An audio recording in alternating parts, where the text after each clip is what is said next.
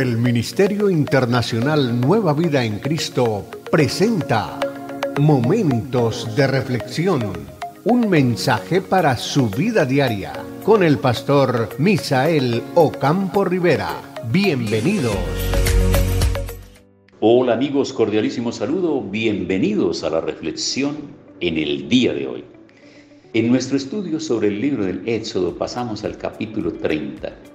Y en el capítulo 30, como lo advertía en la reflexión anterior, se va a ocupar a hablarnos de varias cosas, de todo lo que sigue siendo ese paquete que se debe trabajar para la construcción del tabernáculo. Y va a hablarnos a nosotros del altar de incienso, también nos va a hablar del dinero del rescate, de la fuente de bronce, del aceite de la unción y del incienso. Básicamente, en esos 4 párrafos vamos a encontrar estas cosas que relata Moisés en Éxodo capítulo 30.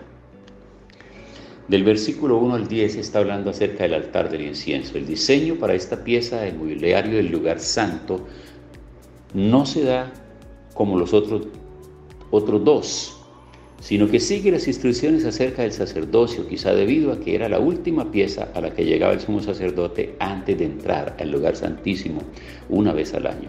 Inmediatamente después de señalarse la ceremonia de consagración de Aarón, recibieron atención sus deberes. Primero, asegurar que se ofreciera el incienso apropiado continuamente sobre este altar.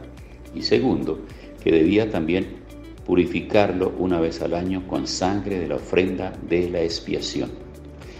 Quiero hacer un paralelo aquí y explicar algo, porque en el libro de Apocalipsis, cuando nosotros pasamos en las reflexiones por el libro de Apocalipsis, se explicaba allí que las copas estaban llenas de incienso y que esas copas llenas de incienso, el incienso representaba las oraciones del pueblo de Dios. Note que todo está interconectado en la Biblia. Por eso me fascina verla de esa manera, porque la Biblia tiene un hilo conductor que va llegando con todas las piezas que van unidas ahí. Es decir, que aquí, oiga bien, en Éxodo capítulo 30 está hablando del incienso, y el incienso es un olor fragante que se debía ofrecer diariamente en el altar. Debía estar siempre en la presencia del Señor, ofreciéndose ese incienso. Ahora, para el tiempo presente, en el hoy, en el ahora y en el aquí, para nosotros como pueblo de Dios a nivel universal, ese incienso corresponde a nuestras oraciones. Decir que en el cielo hay copas asignadas para recibir las oraciones que nosotros hacemos diariamente. Oraciones de agradecimiento, oraciones de petición, oraciones de intercesión, oraciones proféticas sobre actos que queremos y proclamamos para que sean hechos, oraciones por el regreso de Cristo, por su pueblo a la tierra, oraciones por la paz de las naciones, oraciones por la paz de Jerusalén, oraciones por todo aquello que nosotros podamos hacer, oraciones por los enfermos, oraciones por sanidad, oraciones de agradecimiento, oraciones y acciones de gracias por aquellos que han partido a la eternidad.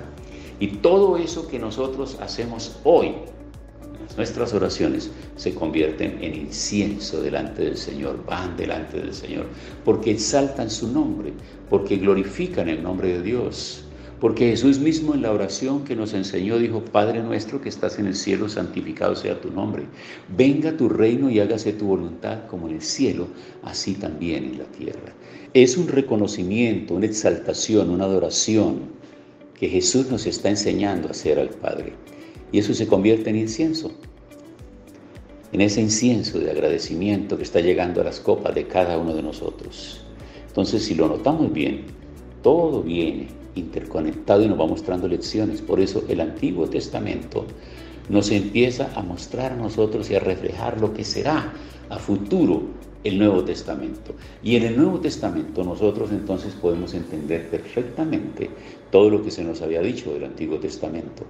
¿Ves? Ahora cuando estamos hablando del incienso, del altar del incienso, decimos, ya, de manera que entonces lo que se ofrecía en el Antiguo Testamento, que era ese incienso, entonces ahora ya para el Nuevo Testamento y para el tiempo contemporáneo, se nos está diciendo a nosotros que ahora son las oraciones. Ya nosotros no tenemos que ofrecer en nuestros templos nada de eso. Todo ahora es de carácter espiritual. Ya no necesitamos hacer ninguna de esas cosas. Ahora necesitamos que el altar sea nuestro corazón, no un lugar físico, no un lugar encendido ahí con luces prendidas delante de una imagen. No, nada de eso. porque ya Cristo vino y abolió todo eso.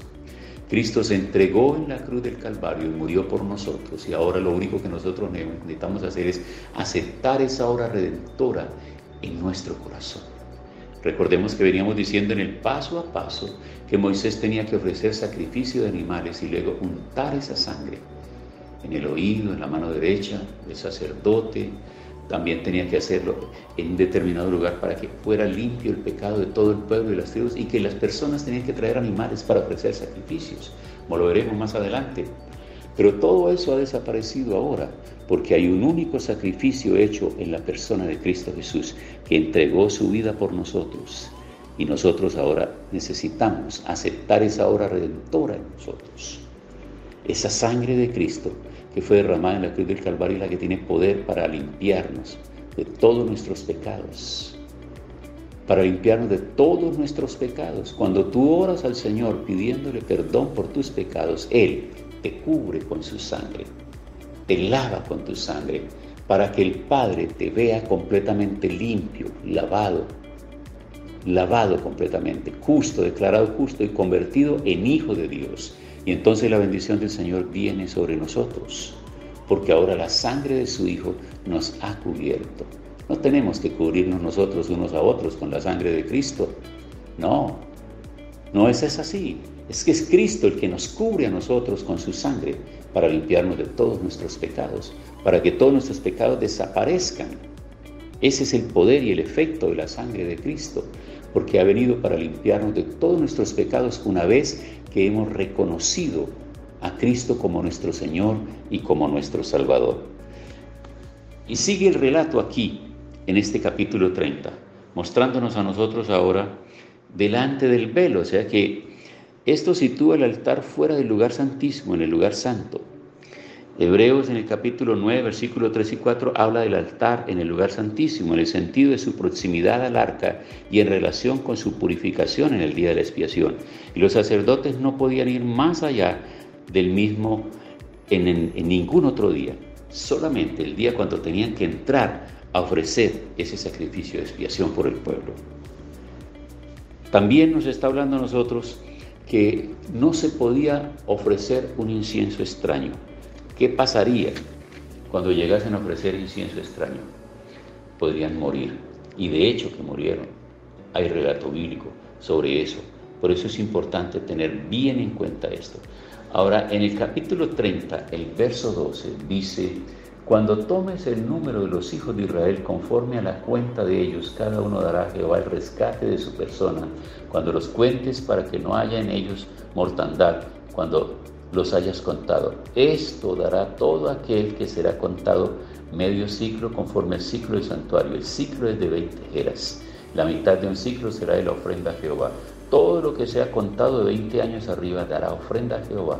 Ni el rico aumentará, ni el pobre disminuirá del medio ciclo cuando dieren la ofrenda a Jehová para hacer expiación por vuestras personas. Y tomarás de los hijos de Israel el dinero de las expiaciones y lo darás para el servicio del tabernáculo de reunión, y será por memorial a los hijos de Israel delante de Jehová para hacer expiación por vuestras personas.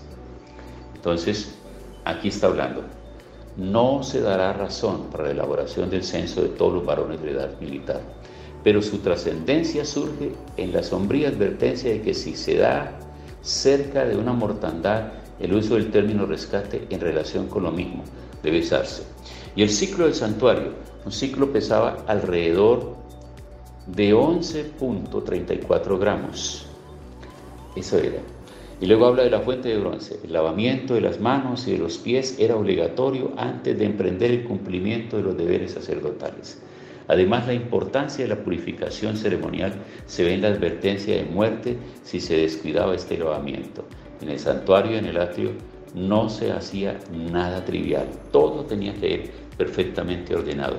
Entonces sigue dando instrucciones minuciosamente que nosotros debemos prestarle atención, porque todo esto lo muestra de cómo tenían ellos que hacer, cómo se tenían que vestir, cómo tenían que lavarse las manos, cómo tenían que hacer el servicio que iba a pasar en cada uno de los lugares en el momento que se ofrecía este servicio.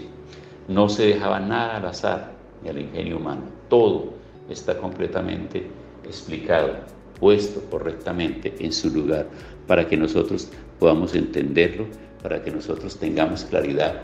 ¿Por qué al pueblo? ¿Por qué a los sacerdotes? ¿Por qué al sumo sacerdote? ¿Por qué al líder político, espiritual y social del pueblo, que es Moisés, le ha sido revelado todo eso? Interesante, ¿verdad? Eso no le fue revelado a Aarón. Eso no le fue revelado a ninguna otra persona. Dios lo reveló directamente a Moisés. Por eso Moisés pasa ese tiempo de sus 40 días allá en el monte Sinaí. Y cuando baja enojado y rompe las tablas porque ve al pueblo entregado a la idolatría y a la fiesta, al desorden completamente, y él entonces angustiado, afligido y enojado tira esas tablas se parten, y luego tiene que regresar por otros 40 días, estar allá, es decir, pasa 80 días. ¿No les parece a ustedes que esos 80 días se le parecen a los 80 años en cuanto a cifras? Los primeros 40 días estuvo en el monte y bajó con la ley. Eso representaría los primeros 40 años del palacio, cuando él creía estar completamente listo porque sabía ya la ley de su pueblo y estaba perfectamente capacitado. Pero aún no, porque se adelantó y entonces hace un acto criminal, se levanta y mata a un egipcio. Y ese no es el momento para hacer eso todavía, si tiene que huir por 40 años y estar allá en el desierto, en la casa de su suegro Jetro, pastoreándole las ovejas, para convertirse luego en el hombre más manso sobre la tierra, y un hombre con sabiduría, con entendimiento, con relación y con intimidad con Dios. Y en términos de cifras, estos 40 días siguientes es donde él va a tomar otra vez la ley de Dios, va a recibir toda esta explicación, va a recibir toda esta inspiración, toda esta dirección de lo que va a ser el guión que se va a desarrollar en la construcción del tabernáculo que se tiene que llevar, portar durante los 40 años del desierto. Y luego cuando ya llegan a la tierra prometida, va a suceder algo muy interesante.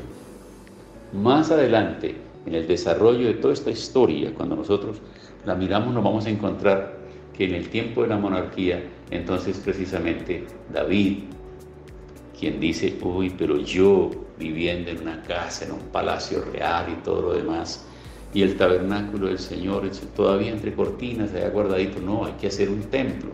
Y de ahí surge la idea del primer templo, que finalmente quien lo construye es Salomón. Pero ya llegaremos, pronto llegaremos por allá, más adelante en todo esto, para darnos cuenta del corazón de los hombres de Dios. Los hombres de Dios tienen secretos que les son revelados por Dios. Los hombres de Dios tienen una vida diferente. Los hombres de Dios en el quehacer y la cotidianidad de la vida, aunque pareciera ser una vida similar a la de todos los demás, hay algo en su corazón, hay algo en su mente, hay algo en el trato que se tiene. Dios ha tratado con ese hombre, Dios ha tratado con esa mujer. Esas personas son diferentes. Hay evidencia de que sus vidas son completamente diferentes. Y seguramente que ustedes en el trato y en el seguimiento del día a día a esos hombres y a esas mujeres que son temerosos de Dios, encontrarán en ellos características diferentes a todos los demás. Por eso, estemos siempre alerta, pendientes de nuestro testimonio, de nuestro quehacer en la vida diaria. Y que siempre reflejemos esa comunión y esa intimidad con Dios y ayudemos a quienes necesitan y con fe, con certeza y seguridad se acercan a nosotros. Estas reflexiones diariamente están llegando para traer bendición, para ilustrar a muchas personas que seguramente no han tenido un acercamiento todavía genuino a la palabra de Dios, pero que ahora están empezando a acercarse y a entender que por muchos años han vivido solamente en las tradiciones de su religión, pero no han logrado tener una convicción clara de cómo leer la Biblia, cómo estudiarla, cómo analizarla. Yo espero con la ayuda del Señor que esto les esté ayudando a cada uno de ustedes y los motive cada uno diariamente para que por iniciativa propia tengan su Biblia, la lean, hagan su devoción, no solamente adquieran una cultura bíblica general, sino adquieran una devoción que se fundamenta en una relación con la palabra para el acercamiento a Dios. Acompáñenme en la oración. Señor, gracias en el día de hoy por esta palabra. No me canso de agradecerte porque cada reflexión tiene sus propias ilustraciones y enseñanzas que nos traen a cada uno de nosotros. Y cada persona seguramente al escucharla podrá captar y tomar aquello que el Espíritu de Dios quiere introducir en su mente y en su corazón. Gracias en el nombre de Jesús. Amén.